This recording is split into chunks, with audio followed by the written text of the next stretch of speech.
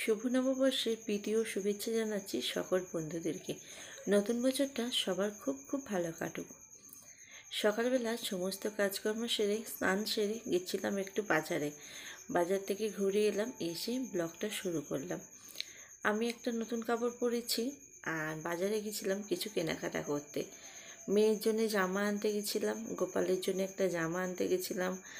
আর আজকে একটু বছরকার দিন, ঠাকুরের একটু ফল মিষ্টি না দিয়ে পুজো না দিলে হয় না, ওই জন্য একটু ফল মিষ্টি আনতে গেছিলাম। এখানে কথা বলেছিলাম কিন্তু পাখার আওয়াজটা এত জোর আমার কথাটা শোনা যাচ্ছে না, ওই জন্য এবার মিউট করে ভয়েস দিলাম। এখানে দেখো সুন্দর করে অনেক ফুল দিয়ে সুন্দর করে সিংহাসনটা সাজিয়ে গোপালকে নতুন জামা পরিয়ে ওর গলার এই মালাটাও আজকে কিনে আনলাম। এই মালাটা দেখো সুন্দর করে গোপালকেও সাজিয়ে ফল মিষ্টি দিয়ে পুজো দিলাম, ধূপ প্রদীপ জ্বালিয়ে।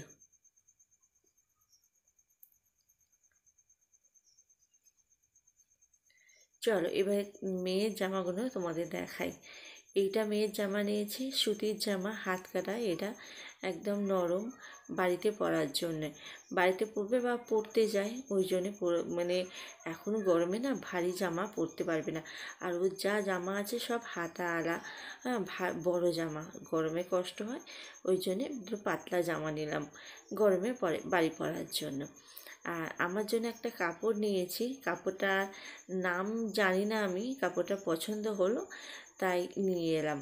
মানে এই ভিডিও করতে গেলে না কাপড় চোপড় দরকার লাগে। যা কাপড় চোপড় আছে আমার সব পরে পরে নতুন পুরনো হয়ে গেছে, সেরকম নতুন কাপড় আমার আর নেই, ওই জন্য একটা কাপড় নিলাম। কাপড়টা এখন আর ভাঙবো না, কাপড়টা পরে ভাঙবো। এখনও পাড় সেলাই করা হয়নি, যে আঁচল সেলাই হয়নি, ওগুলো সেলাই করে কাপড়টা পরে পরবো। আর এদিকে রান্না বান্না বসিয়ে দিয়েছি। পয়লা বৈশাখের দিনকে বেশি কিছু রান্না করব না, শুধু একটু মাংস ভাত করব। তা মাংস ভাত করব ভাবলাম, যে মেয়ে বললো মা একটু বিরিয়ানি করবা।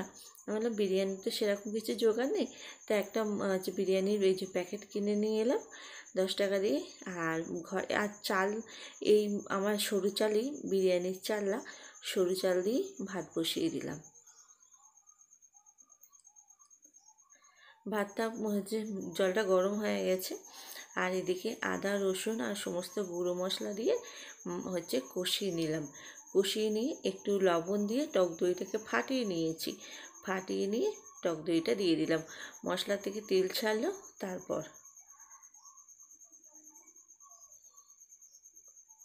সকালবেলা করেছিলাম, সকালবেলা ডাল সিদ্ধ দিয়েছিলাম আর পটল ভাজা করেছিলাম, দিয়ে সকালবেলা ওরা সবাই ভাত খেয়েছে। আর বিরিয়ানিটা করবো ঠিক ছিল না, হঠাৎ করেই করলাম, ওই জন্য মাংসটা মাখিয়েও রাখা হয়নি। আলাদা করে যে মাংসটা আগে একটু মাখিয়ে রাখবো, মাখিয়ে রেখে করবো, তাহলে একটু ভালো হয়, কিন্তু সেই সুযোগটা আর হয়নি। বাজারে গেছিলাম, অনেকটা দেরি হয়ে গেছে, এসে পুজো পুজো দিয়ে এসব গোছাতে গোছাতেই অনেকটা বেলা হয়ে গেছে, ওই জন্যে হচ্ছে এইভাবেই করছি।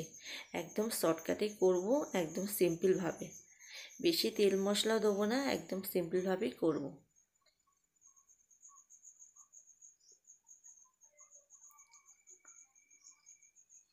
ভিডিওটা দিতে দুদিন লেট হয়ে গেল, কারণ আমাদের এখানে পরের দিন থেকেই এত ঝড় বৃষ্টি হয়েছে, দুদিন আমাদের এখানে কারেন্ট অফ রয়েছে, কারেন্ট নেই, ফোনের চার্জও নেই, কোনো ভিডিও বানাতে পারছি না, ভিডিও দিতেও পারছি না। তা আজকে হচ্ছে পরের বাড়ি থেকে চার্জ দিয়ে নিয়ে এলাম ফোনে, নিয়ে এসে তারপর ভিডিওটা এডিট করাই ছিল কিন্তু ভয়েসটা দেওয়া হয়নি, তাই একটু চার্জ দিয়ে নিয়ে এসে আবার একটু ভয়েস দিচ্ছি, দিয়ে আপলোডে বসাবো, ছাড়তে ছাড়তে কালকে হয়ে যাবে। এই দেখো আমার মাংসটা রান্না একদম হয়ে গেছে, মানে ঝোল তো হবে না, একদম বসা বসা করেছি, এই যে একদম বসা করেছি। একটু ঠান্ডা করে নিলাম, আর এদিকের ভাতও হয়ে গেছে, ভাতটাকেও একটু ঠান্ডা করে নিলাম। আর ওখানে একটু হচ্ছে এখানে গোলাপ জল, কেওড়া জল, আর ওখানে একটু কালার ফুডের মধ্যে একটু ভাত দিয়ে দিয়েছি। কালার ফুডটা একটু বেশি হয়ে গেছে, জলটা মানে ফেলে দেবো জলটা উপর থেকে, ওতেই মেশানো হয়ে গেছে, জলটা একটু কমিয়ে দিলে ভালো হতো। ভাতগুলো নিয়ে উপর থেকে জলটা একটু ফেলে দেবো। আর একটা হাঁড়িতে একটু ঘি মাখিয়ে নিচ্ছি, এই দেখো অল্প করে একটু ঘি মাখিয়ে নিলাম, নিয়ে ভাতটা দিয়ে দেবো। ভাতটা এবারে আমি আর আলাদা পাত্রে ঠান্ডা করিনি তো, এখন ঢেলতে গিয়ে দেখছি ভাতটা ভিতরে ভালোই গরম রয়েছে। প্রথমে হাত দিয়ে দেওয়ার চেষ্টা করছিলাম, দেখলাম হাত দিয়ে দেওয়া গেল না, ভাতটা বেশ গরম রয়েছে।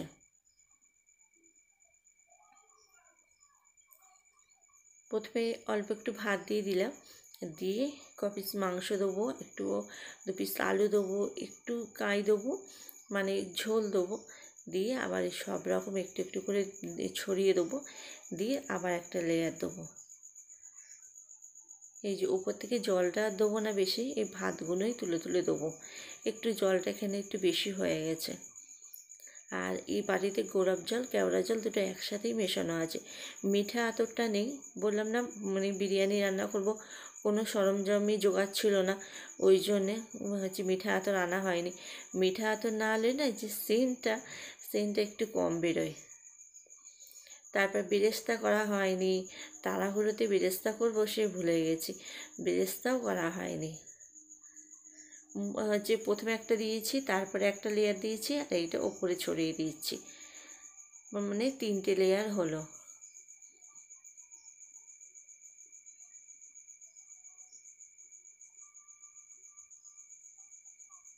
একটু বিরিয়ানি মশলা বেঁচে ছিল, সেইটা আবার ওপরে ছড়িয়ে দিলাম।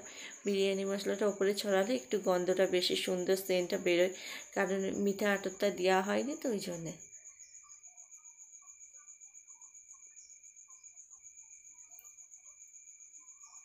এবার সব কিছু একটু দিয়ে দিলাম, আর ওপর থেকে একটু লবণ ছড়িয়ে দিয়েছি।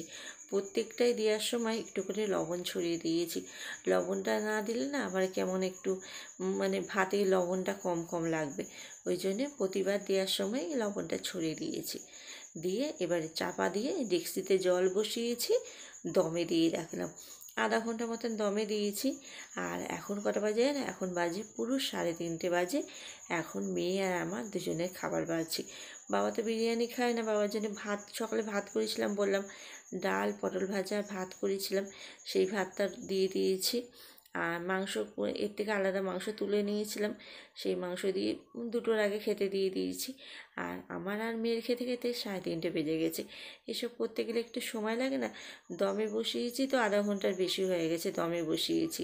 আবার দম থেকে নামিয়ে একটু রেখে দিয়েছিলাম, নাড়ার সঙ্গে সঙ্গে তো খাওয়া যায় না, একটু রেখে তারপরে খেলাম। আর এই যে এখন মেয়ের আর আমার দুজনের খাবারটা বেড়ে নিয়েছি। একদম সিম্পলের মধ্যে ঘরোয়া পদ্ধতিতে টেস্টি বিরিয়ানি তৈরি করে ফেলেছি। তা চলো বন্ধুরা, আজকের ভিডিওটা এই পর্যন্তই। ভিডিওটা ভালো লাগলে অবশ্যই একটা লাইক কমেন্ট করে আমার পাশে থাকবো, চ্যানেলটা সাবস্ক্রাইব করে আমার পাশে থেকো। কালকে একটা নতুন ব্লগের সাথে তোমাদের সাথে দেখা হবে। টাটা।